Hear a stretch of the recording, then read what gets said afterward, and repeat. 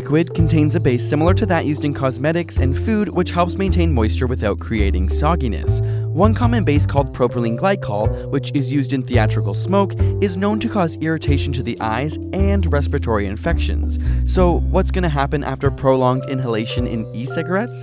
Scientists are still studying these effects, and even though in America the FDA has given the seal of approval, much is still unknown. E-liquid can also differ greatly between manufacturers, with barely any regulation for additives.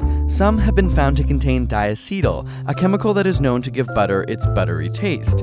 Inhalation of this chemical can lead to scarring in the lungs known as popcorn lung, named after hundreds of workers inhaled the chemical in a microwavable popcorn factory and suffered irreversible lung damage.